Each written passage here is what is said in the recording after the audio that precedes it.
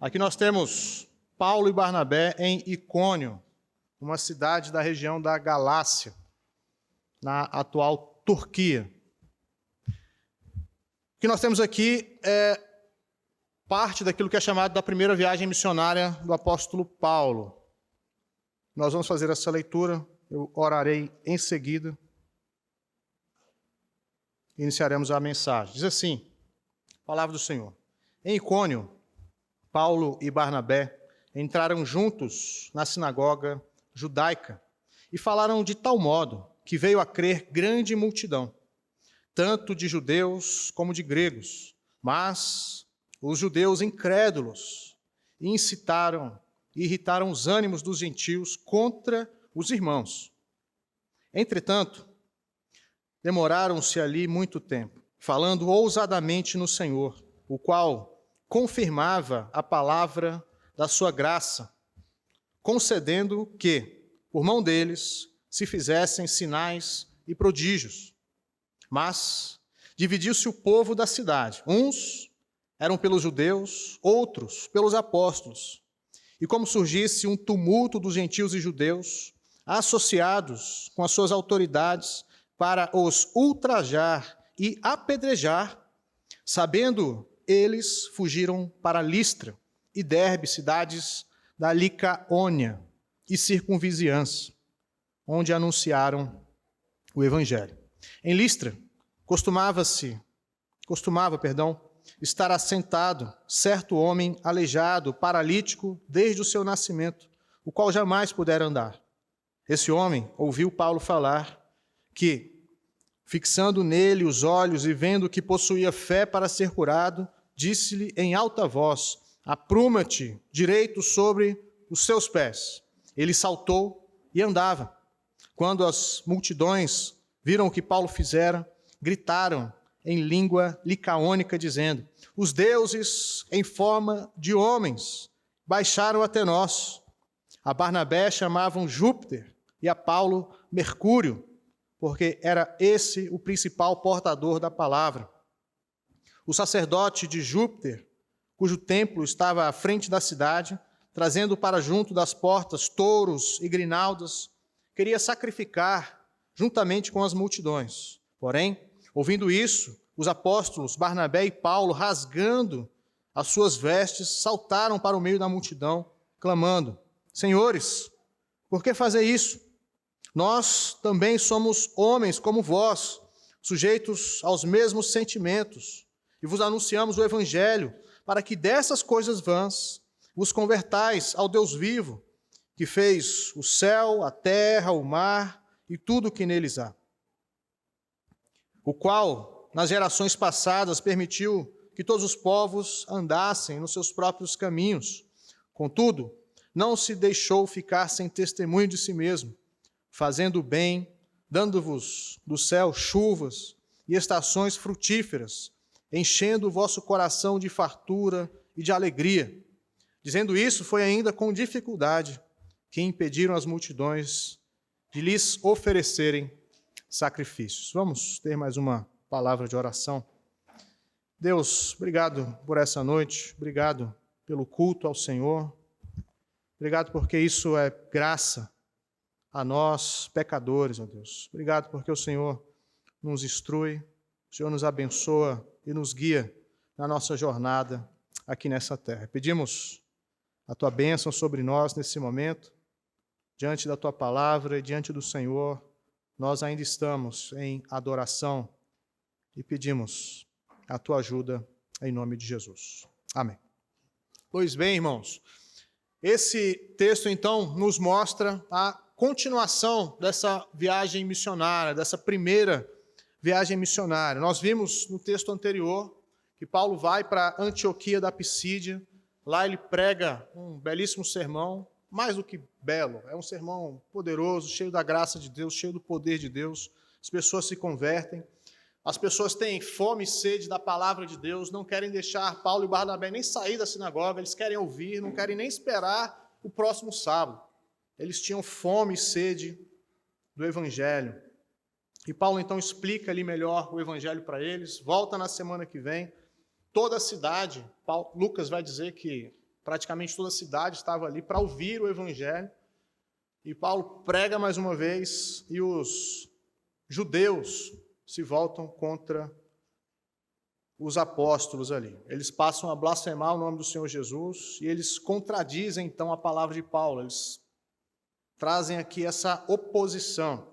E Paulo então diz que vocês estão rejeitando a Cristo, então nós nos voltaremos para os gentios, né? O povo de Deus, os judeus ali acabaram rejeitando Cristo, o evangelho, a igreja do Senhor. E Paulo então diz que isso na verdade é uma profecia. Ele cita então Isaías.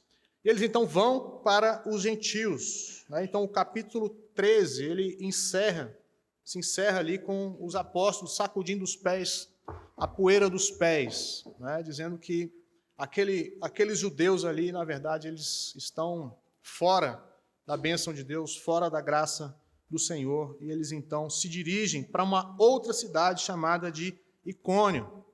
E eles vão viajar então cerca de 145 quilômetros para a região leste, nessa província chamada a província da Galácia. Eles chegam a Icônio, que era uma cidade influente, uma cidade importante da região. Era uma cidade onde havia um centro comercial, havia um centro jurídico também. E era uma cidade relevante, então, do ponto de vista econômico e também do ponto de vista político. Nos nossos dias, essa cidade ainda existe, e ela se chama Cônia, e fica, então, na atual Turquia. Essa cidade abrigava uma população judaica relevante, um grupo considerável.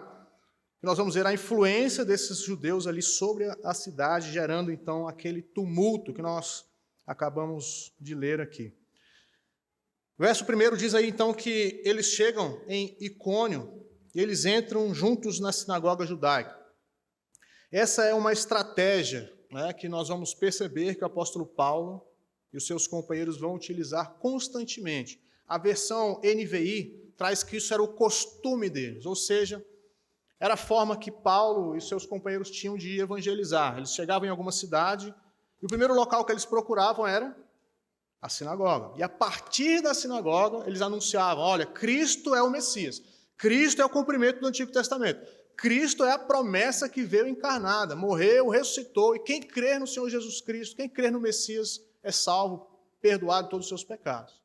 Se os judeus rejeitassem o Cristo, o Messias, Paulo e seus companheiros se voltavam geralmente para os gentios, e foi o que aconteceu na cidade anterior ali de Antioquia. Aqui eles chegam então nessa mesma estratégia, tendo esse mesmo padrão de anunciar a palavra de Deus a partir da sinagoga. Lucas resume aqui essa descrição dessa estratégia. Ele não diz como é que foi a pregação, né? Ele simplesmente resume o que aconteceu ali, né? Provavelmente, o que aconteceu em Icônio foi exatamente o que aconteceu, ou muito parecido do que aconteceu na cidade anterior. Eles chegam na adoração, na liturgia da sinagoga, assentam-se, cantam, ouvem a palavra, o líder da sinagoga, o chefe da sinagoga pergunta, alguém tem alguma palavra de exortação, né? Provavelmente estendendo a palavra àqueles missionários ali, especialmente Paulo, Rabino, e Paulo então fala, é agora, e anuncia o evangelho, e o poder de Deus vem sobre aqueles que estavam ali, e o texto vai dizer que grande multidão veio a crer. Um grupo grande passa a crer no Senhor Jesus Cristo. Então eles anunciam a promessa, o cumprimento. Mais uma vez o texto nos diz que foi uma pregação poderosa, não é? Verso 1, eles falaram de tal modo que veio a crer grande multidão, tanto de judeus como de gregos. É uma maravilha isso daqui. Para um pregador, às vezes a gente prega 1 ano, 2 anos, 3 anos e ninguém converte, você está pregando para uma pessoa, seu parente lá, e nada, coração duro. Aqui Lucas vai dizer que foi uma grande multidão. Ele não diz o número, mas nos mostra aqui que foi um avivamento, né? Que é o início da igreja, a igreja está avançando contra o reino das trevas, ganhando terreno. E essa conversão, então, em massa, indica esse poder de Deus, a graça de Deus, convertendo as pessoas, Ele salvando as pessoas. Isso é maravilhoso. né? É algo que qualquer pregador, qualquer um de nós gostaria de experimentar. Um avivamento. Cidade inteira se convertendo, ou grande parte de uma cidade se convertendo ao Senhor, se voltando ao Senhor. Os judeus aqui vão ser chamados de incrédulos. Verso número 2 diz aí: mas os judeus incrédulos incitaram e irritaram os ânimos dos gentios. Interessante que os judeus aqui, então, eles vão ser chamados de incrédulos. A versão NVI traz que eles se recusaram a crer. O termo aqui, incredulidade, ele é traduzido em outros textos bíblicos como desobediência. E é usado aqui como oposto de crer. Ou seja, a incredulidade e desobediência estão envolvidos na rejeição do Evangelho. A incredulidade e a desobediência estão envolvidos na rejeição do Evangelho. A ideia é que a fé verdadeira, a fé que salva, ela requer, ela demanda obediência da parte daquele que ouve o Evangelho. A pregação do Evangelho, a pregação de Cristo, o anúncio do Senhor Jesus, exige uma resposta de fé obediente da outra pessoa, da outra parte. Exige uma submissão amorosa, exige uma rendição. Crer no Senhor Jesus é se render ao Senhor Jesus. É um rei que chega com seu domínio, com a sua força, com o seu poder, com a sua graça, com o seu juízo, com toda a sua glória. E a pessoa, ou ela endurece, permanece na desobediência, continua na sua rebeldia, ou ela se rende ao Senhor. Aqui, então, nós vemos que a desobediência é o oposto dessa fé salvífica. Aqui é a incredulidade, a rejeição do Evangelho, que é expressa, melhor dizendo, com uma rebelião aberta, descarada. Às vezes ela é oculta no coração, é uma rebeldia contra Cristo, contra o Evangelho oculta. Aqui eles vão manifestar essa rebelião. Isso é interessante porque o crente, aquele que conhece a Deus, conhece o seu próprio coração. Quanto mais nós conhecemos ao Senhor, a santidade de Deus, nós conhecemos também a nós mesmos. E nós sabemos que essa rebelião que existe no coração humano, ela está presente em nós. Essa rebeldia está em nós. No nosso processo, na nossa caminhada de santificação, às vezes essa rebeldia parece que ela quer tomar conta. Aqui, essas pessoas não se converterão ao Senhor, não terão o coração alterado, não terão um novo rumo nas suas vidas, mas eles então se voltam contra os apóstolos. Verso número 2. Eles incitam os gentios, eles irritam os ânimos dos gentios contra os irmãos. E aqui não é mais somente contra Paulo e Barnabé, não é só a liderança da igreja, mas aqueles que tinham se convertido são alvos também dos judeus, vão ser perseguidos pelos judeus. Então, os novos convertidos experimentam ali aquela alegria inicial, mas logo a perseguição vem, logo as dificuldades vêm. Isso é algo importante para nós pensarmos também nas nossas vidas, nos momentos difíceis que nós precisaremos perseverar na nossa caminhada. Os judeus aqui, então, eles conseguem envenenar ali a mente dos gentios contra os crentes convertidos.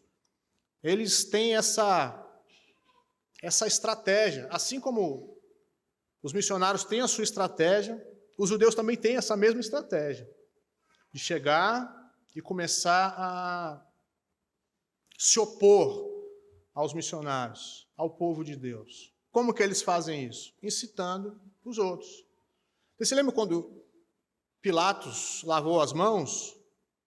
Os judeus incitaram a população, os líderes religiosos incitaram os judeus para pedir que soltasse Barrabás e não Jesus.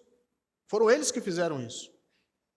Texto anterior, eles fazem novamente, eles chegam para as mulheres influentes ali da sinagoga e elas então buscam seus maridos para perseguir os missionários. E aqui mais uma vez, então há uma forma dos judeus agirem é que eles repetem essa mesma estratégia.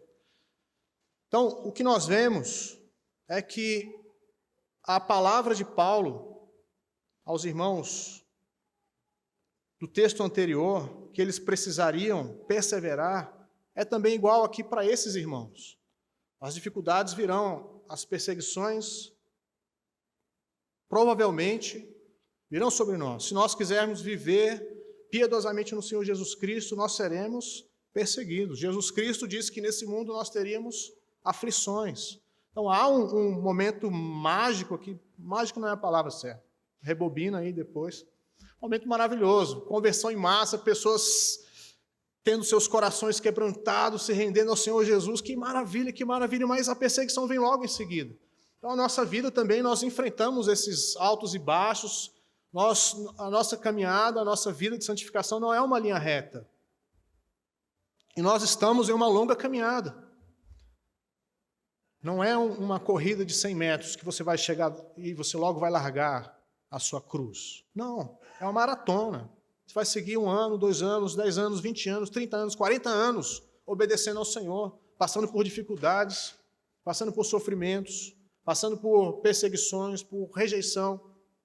Mas, em tudo isso, o Senhor nos abençoando. O Senhor, com a sua presença, nos dando paz, nos dando alegria, nos dando significado, nos dando esperança, que esse mundo não consegue nos dar. Esse texto mostra, mais uma vez, que ao povo de Deus cabe aí a perseverança, segurar firme, porque os momentos de dificuldade, eles virão. Então, os judeus aqui, eles mostram essa oposição, essa rebelião contra Cristo, perseguindo aqui, incitando os gentios contra o povo de Deus ali. Então, a perseguição, ela está presente no livro de Atos. E nós vemos isso fartamente. Seja a perseguição do Estado, seja a perseguição religiosa, ou seja a oposição maligna com falsos profetas. Então é impressionante como nós vemos essa batalha acontecendo contra Cristo, contra a igreja, contra a palavra, para que o evangelho não seja anunciado, para que o povo de Deus seja oprimido e fique calado. Não fale desse evangelho, não fale desse Deus, senão você vai ser perseguido, senão você vai ser rejeitado. Então, há uma batalha acontecendo, e nós temos aqui essas situações acontecendo também nessa cidade de Icônio. Verso número 3. Os discípulos aqui, os apóstolos, melhor dizendo, eles entendem que não é o momento de sair da cidade, apesar dos ânimos acirrados, apesar das oposições. O texto vai dizer no verso 3 que eles demoraram-se ali muitos dias, muito tempo. Então, ou seja, não é o momento de sair. A oposição, eles estão contra nós, estão levantando os gentios contra a palavra do Senhor, mas ainda não é o momento de sairmos dessa cidade. Verso 3 diz que eles falavam ousadamente no Senhor. É mais uma expressão que se repete no livro de Atos. Ousadia do povo de Deus, ousadia da igreja, ousadia de anunciar o evangelho, ousadia mesmo diante das circunstâncias contrárias. Os apóstolos aqui, Paulo e Barnabé, seguem pregando a palavra de Deus. Nós reconhecemos isso, que é necessário ousadia para anunciar o evangelho. É necessário essa força que vem do Senhor, esse poder do Espírito Santo, essa energia do Espírito Santo para nos impulsionar a anunciar o evangelho. Caso contrário, nós não falaremos, nós calaremos, ficaremos atemorizados, envergonhados e fecharemos a nossa boca. Então, há a necessidade de sermos ousados na pregação do evangelho, a termos coragem de chegar para aquela pessoa do nosso lado, que senta conosco no trabalho, dia após dia, e anunciar o evangelho. O que vai acontecer se você anunciar o evangelho? Várias coisas podem acontecer, mas duas, basicamente, são as mais comuns. Ou a pessoa rejeita, ou ela aceita. Geralmente, quando rejeita o evangelho, rejeita você também, junto na situação. O texto aqui, ele segue, dizendo que o Senhor estava ali, verso 3, segunda parte, confirmando a palavra da sua graça, concedendo que os apóstolos ali fizessem sinais e prodígios. Esse termo aqui é interessante. O Senhor estava confirmando a palavra dos apóstolos por meio dos sinais e prodígios. Então, os milagres que os apóstolos faziam ali, Barnabé e Paulo, Paulo e Barnabé, era uma confirmação da palavra da graça de Deus. Deus estava colocando um selo ali. Esses são os meus missionários, esses são apóstolos. Eles então fazem sinais e prodígios. A palavra sinais ela é muito interessante porque ela aponta para algo além do sinal, além da luz piscando. Então imagina o carro lá, o carro acende uma luz no painel. É um sinal. Mas você não fica focado no sinal. Aquele sinal está avisando que tem alguma coisa lá embaixo, alguma coisa mais profunda. É só um sinal.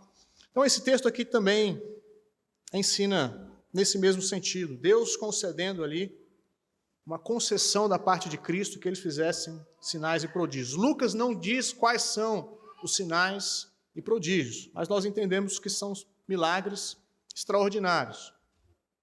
Verso 4, o que vai acontecer com a cidade?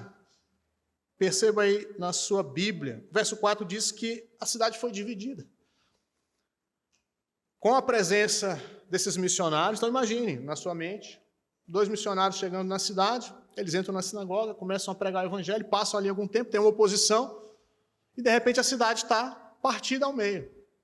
O texto vai dizer que uns eram pelos judeus e outros pelos apóstolos. A cidade foi dividida em 2 partes, por causa da pregação do evangelho. Isso é mais um texto importante para nós. E isso não deve nos surpreender.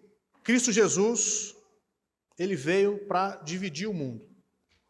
Em Lucas, capítulo 12, verso 51, nós temos o seguinte, Jesus dizendo, supondes que vim trazer paz à terra? Não, eu vos afirmo antes divisão. Porque daqui em diante estarão 5 divididos numa casa, 3 contra 2 e 2 contra 3. Estarão divididos pai contra filho, filho contra pai, mãe contra filha, filha contra mãe, sogra contra nora e nora contra sogra. Eu vim trazer divisão e não paz. Espera aí, mas eu achei que Jesus era o príncipe da paz. Eu achei que Jesus ia trazer paz. Pastor, eu tenho paz no meu coração. Eu fui perdoado. Os meus pecados foram cancelados, aquele fardo, aquela culpa se foi. Quando eu criei no Senhor Jesus Cristo, eu recebi paz. Isso é verdade. Mas o que Jesus está dizendo é que essa divisão ela acontece em outro nível. Não é uma divisão em relação a nós e o Senhor. Há paz. E a paz verdadeira, a paz que o mundo não pode receber, não consegue receber e não tem, e não terá. Então, Jesus, ele vem e traz essa divisão.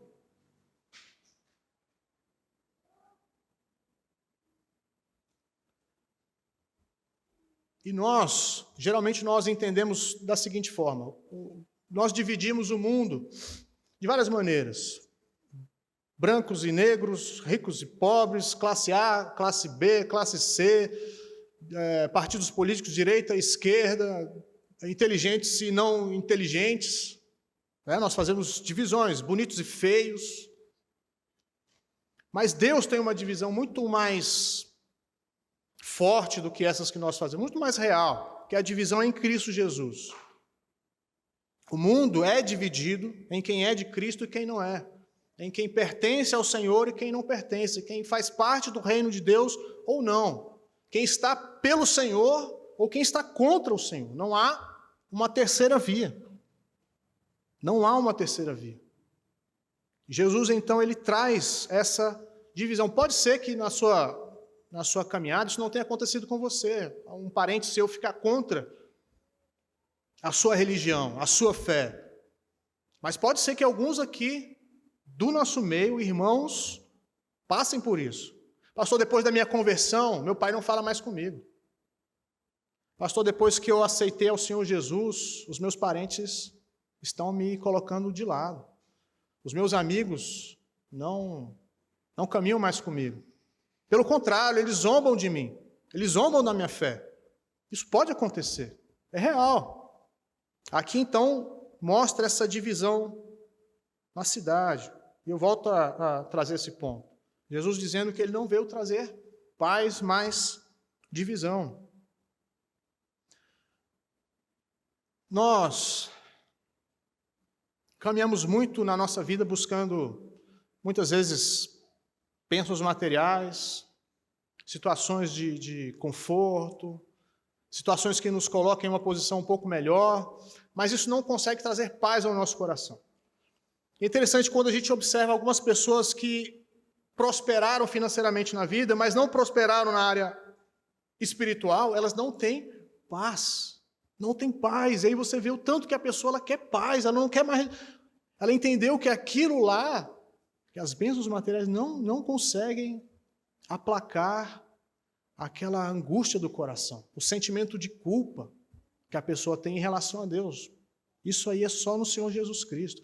Então nós herdamos de Adão e Eva, a herança que nós temos de Adão e Eva não é só o pecado, mas é a culpa do pecado também. Todo ser humano tem a consciência culpada diante de Deus. E Cristo, ele consegue trazer essa paz aos seus filhos. Esse texto, então, nos mostra a cidade dividida, uns pelos judeus e outros pelos apóstolos. O verso 5 diz que o tumulto aumenta e os judeus fazem aquela mesma estratégia, vão para as autoridades. Eles buscam, então, as autoridades e começam, então, a injuriar os apóstolos publicamente, insultá-los diante de todo mundo. Eles passam a ser zombaria por parte dos judeus e das autoridades. E eles pretendem, então, apedrejar os apóstolos. Chegou ao nível máximo. A oposição escalou e chegou risco de vida, alerta vermelho. E a morte por apedrejamento é muito comum no Oriente Médio. E algo que não falta no Oriente Médio é pedra. É interessante alguns detalhes da região, né? Quando nós lemos lá em Êxodo, nós vamos ver que o lugar é arenoso, e é real. Moisés, ele mata o homem lá, o egípcio, e ele enterra o homem na areia. Nessa região aqui não tem areia, é pedra. E era muito comum, então, a morte por apedrejamento em relação a alguém que blasfemasse contra Deus. Então, era algo que acontecia constantemente. E o que acontece com os apóstolos aqui? Quando eles sabem o que está para acontecer. O verso 6 diz o seguinte: sabendo eles, fugiram para Listra e Derbe. Pode ser que alguém chegou para Paulo, para Barnabé e falou: fiquei sabendo, pelos meus contatos, que eles querem apedrejar vocês, que eles estão preparando o momento para matar vocês, a pedra, na pedrada. Paulo, então, eles fogem.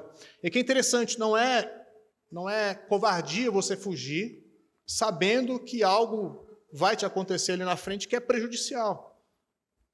Há uma perseguição, há uma fúria, e o pessoal quer te matar. Não, eu vou ficar lá. Paulo e Barnabé, eles fogem. Jesus nos ensina a sermos simples como a pomba, mas prudentes como a serpente. O único texto que fala para a gente imitar alguma coisa da serpente é esse, é sermos prudentes. Foge daí porque o pessoal quer de fato te matar. Eles fogem então para a cidade de Listra, e eles chegam nessa cidade, uma cidade licaônica, e aqui nós não vemos a presença dos judeus, aparentemente não há sinagoga, Paulo e Barnabé não têm a mesma estratégia, é bem provável que não havia uma sinagoga ali. O verso número 8 inicia aí com uma cura maravilhosa. Havia um homem aleijado, Lucas dá alguns detalhes, Lucas é médico, e ele então descreve, o homem era aleijado, paralítico, desde o seu nascimento, o qual jamais pudera andar. Paulo, perceba o resumo de Lucas. Lucas simplesmente entra e foca no milagre.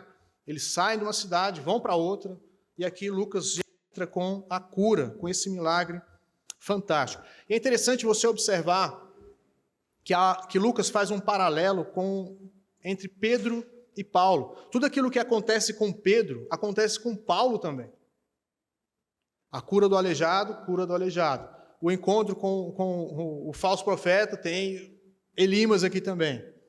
Ressurreição, Pedro vai ressuscitar Dorcas. Paulo também, logo à frente, ele vai ressuscitar também um homem. Então, Lucas parece nos mostrar aqui que Paulo é um apóstolo do mesmo calibre de Pedro. E aqui nós temos esse milagre, então, maravilhoso. Paulo começa a pregar, verso número 9, esse homem ouve a pregação.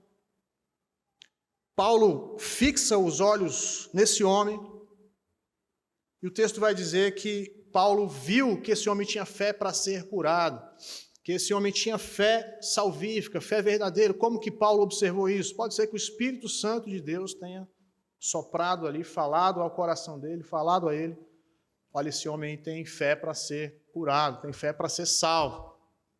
E então Paulo, verso número 10, diz em alta voz: apruma-te direito sobre os teus pés. Paulo fala e algo acontece. É o mesmo comando que Jesus dá para Lázaro. Lázaro, vem para fora. O que acontece com o morto? O morto passa a viver. O poder de Deus concedido aqui para Paulo, nesse momento, para operar essa cura. Então, o homem que era paralítico desde sempre, passa a caminhar, recebe essa cura, apruma-te sobre os pés, e a multidão, então, quando vê aquilo acontecer, provavelmente o paralítico ficava num local estratégico, onde muitas pessoas passavam, então ele era conhecido na cidade, e agora a cidade começa a ver esse homem paralítico desde o nascimento. Então tinha pessoas ali que conheciam ele desde a infância, falam: não tem possibilidade. E agora vem ele andando, plena saúde, e o texto começa a dizer então que essa multidão, a grande multidão, passa a gritar. Verso número 11, os deuses em forma de homens baixaram até nós. E aqui é interessante que eles estão gritando numa língua que provavelmente Paulo e Barnabé não conhecem. E Paulo e Barnabé observando aquilo lá, e eles gritando: olha, os deuses estão entre nós. E o que está acontecendo aqui? Aí de repente vem um sacerdote querendo sacrificar um touro e botar umas guirlandas no pescoço de Paulo, dizendo: vocês são deuses que vieram até nós. Paulo ouve aquilo, a semelhança do que aconteceu com Pedro, né? Cornélio vê Pedro e quer adorar. Aí Pedro fala: não, levanta, eu sou homem igual a você. Paulo aqui e Barnabé rasgam as vestes, como se eles dissessem assim: a gente está atordoado com o que vocês estão fazendo. Jamais façam isso. A adoração é só a Deus, a glória é toda de Deus. Quem sou eu para receber adoração? Eu sou homem igual a você. Vocês sujeitos aos mesmos sentimentos do que vocês. Não somos Deus, não somos semideuses, somos homens, carne e osso. Então nós vemos aqui que essa cidade, ela tinha essa lenda, ou esse tipo de lenda que fluía por lá. E há um texto que eu quero ler para os irmãos, de um comentarista falando sobre essa lenda, que os deuses desciam lá na cidade de Listra. Ele diz o seguinte: essa lenda de que tanto Zeus, o chefe dos deuses, quanto Hermes, o mensageiro dos deuses, havia visitado uma área na província da Frígia, mas lhes havia sido negado hospedagem por parte do povo do lugar. Finalmente, um velho senhor e a sua mulher deram boas-vindas aos deuses em seu humilde lar. Os deuses recompensaram abundantemente a hospitalidade do casal, transformando a sua casa num templo. E, a pedido do casal, nomearam os dois como sacerdotes do templo. Os deuses puniram o resto das pessoas, destruindo as suas casas. Então havia uma lenda na cidade de que os deuses se tornavam homens ali e começavam a andar no meio da população.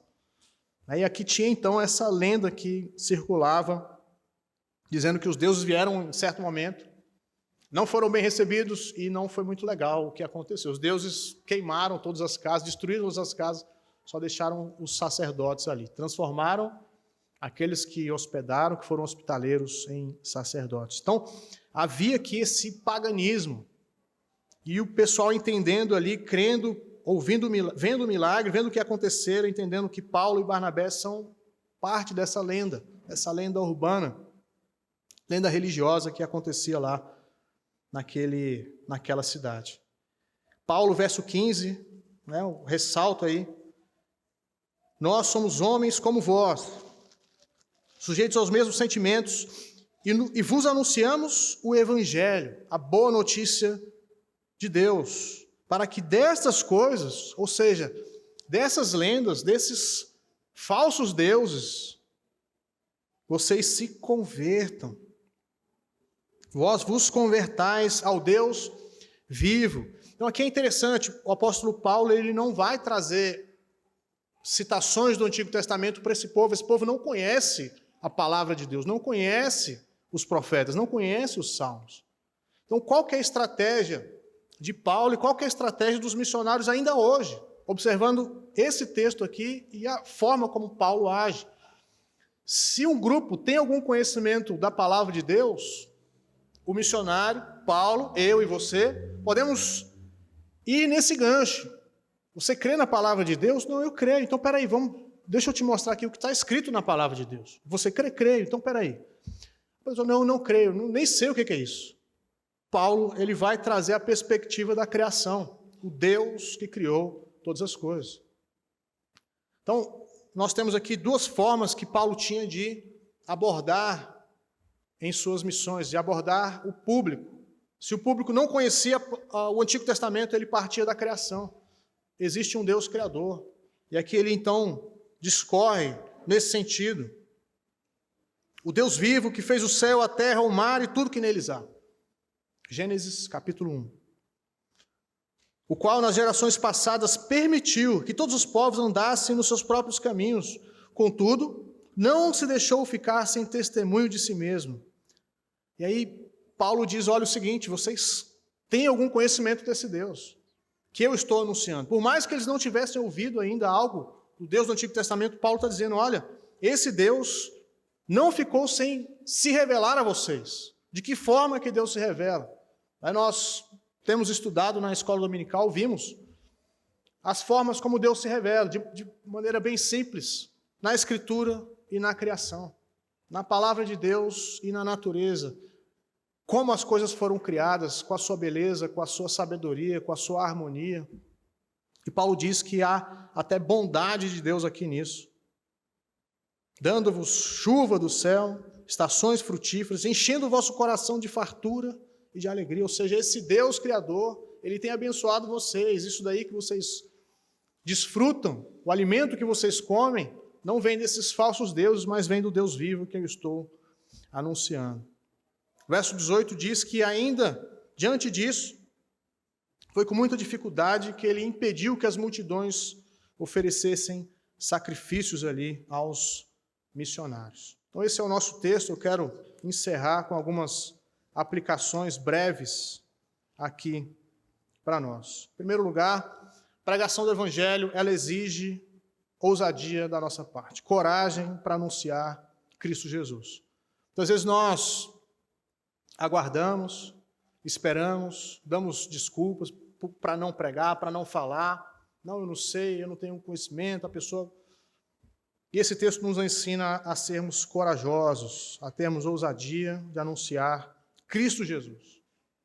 A não perdermos tempo, a anunciar tempo e a fora de tempo. Prega a palavra, prega Cristo Jesus. Seja um mensageiro do Senhor, seja um embaixador. Não ache que isso é só papel do missionário, do pastor, do presbítero. Todos nós fazemos parte dessa missão de Deus, como nós vimos hoje de manhã. Nós fomos criados com esse objetivo, de expandir o reino de Deus, de sermos agentes de Deus, de levarmos o Evangelho, de sermos usados pelo Senhor para que Deus alcance mais pessoas, mais corações, para que Ele reine em mais pessoas através da nossa vida, da sua família e da sua igreja. Nós temos um propósito missionário. Você é um evangelista, você é um missionário, você tem um ministério. Não ache que o ministério é só aquele que a gente vê lá, o pastor, o presbítero, no máximo o pessoal do louvor. O resto, não. Cada um de nós tem um ministério dado pelo Senhor. Pessoas que Deus nos deu. Oportunidades que Deus nos dá para a evangelização. Então, tenha coragem, tenha ousadia de anunciar a palavra de Deus. Segundo ponto, segunda aplicação, a rejeição do Evangelho. Haverá rejeição. Aqui nós temos visto um avivamento fantástico. Multidões se convertendo, mas ainda assim há oposição. Então, o ser humano, ele é rebelde contra Deus. E quando você chega anunciando o Evangelho, pode ser que a pessoa manifeste ali a sua rebelião, a sua rebeldia contra Deus. Mas já que você está pregando esse Deus, você vai ser rejeitado. E se nós formos rejeitados ao anunciarmos o Evangelho, qual será a nossa reação? Qual será o nosso sentimento? Jesus disse para nós nos alegrarmos quando isso acontecer. Porque isso aconteceu com os profetas também.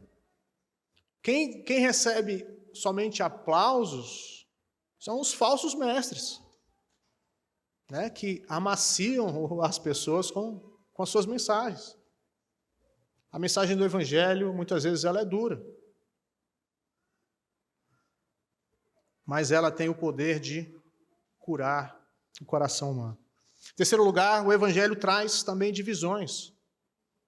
E às vezes será uma divisão eterna. A pessoa não crê no Evangelho. A pessoa rejeita o Evangelho. Eu oro, eu anuncio, eu falo, mas não cabe a mim converter a pessoa, mudar o coração da pessoa. Nós não temos poder para isso, nós não temos acesso ao coração das pessoas. O que nós temos é a oração e a pregação do Evangelho. Eu vou orar e eu vou anunciar. Mas o resultado disso não depende de nós. Mas o fato é que o Evangelho divide. Esse texto também nos mostra essa soberania de Deus em salvar aqueles que creem. Salvar aqueles que estavam destinados para isso. De orquestrar todas as coisas no universo para que esse momento acontecesse, para que essas conversões acontecessem. A soberania de Deus sendo usada aqui. A providência de Deus levando esses missionários, colocando as pessoas certas nos locais certos, mesmo aquele homem aleijado colocado ali para aquele momento, para que a glória de Deus pudesse ser exaltada aqui. Deus é soberano na salvação, Deus é soberano nos milagres, nós cremos em milagres, não existe um crente que não crê em milagre, não existe isso. Jesus Cristo morreu e ressuscitou, milagre. Jesus Cristo nasceu de uma virgem, milagre. Jesus Cristo é Deus em forma de homem, milagre. Nós não duvidamos de milagres, nós duvidamos é das pessoas que se dizem ser milagreiras, milagrosas, e não têm a palavra da verdade. Isso aí é um problema. Isso aí para mim é um problema. A pessoa não tem o Evangelho, não fala do Evangelho, e tem que poder, de onde vem esse poder? Eu não sei. Aqui nós vemos que Deus estava colocando o selo na palavra da sua graça. Esses aqui são os meus missionários, eu os enviei. Maravilha. Nós oramos por cura, ore por cura. Quando o pastor ficar doente, não ora assim, Deus, se o Senhor quiser curar, não, fala, Deus, cura o meu pastor, levanta ele, dá força. O nosso desejo é esse, nós não sabemos se Deus fará, mas nós pedimos, Senhor, cura. Se eu estivesse naquela situação, eu gostaria de ser curado. Se Deus não quiser, se Deus quiser usar outros instrumentos, um remédio ou não, amém, mas eu oro pela cura, cada um de nós. E eu creio que Deus faz.